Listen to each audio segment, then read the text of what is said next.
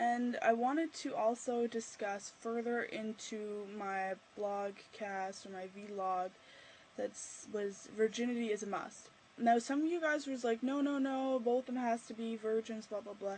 But this was, in fact, the point I was getting at. I understand that both sides are supposed to be virgins, but, I go to the clubs a lot, dance with my boyfriend.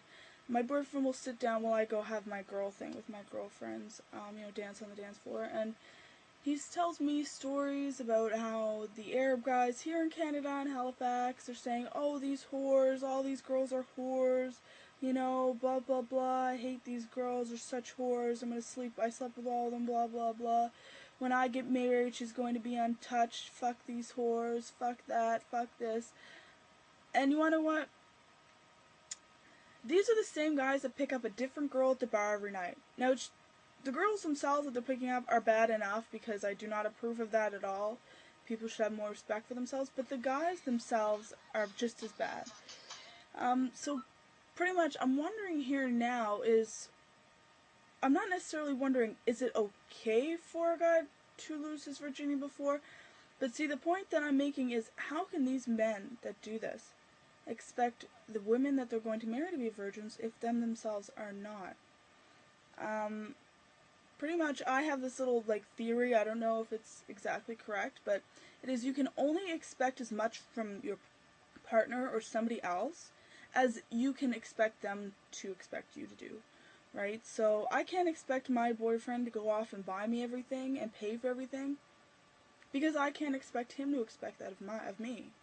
So we kind of do a 50-50 share. So how is it fair that these guys off doing this are going to get an untouched wife, whatever that means exactly, if they themselves are not, or have had sex with more people than I can count, and not even in relationships, just one night stands. Now, like I said, the girls are just to blame, but yeah, they themselves do not expect to get married to a man that was never touched.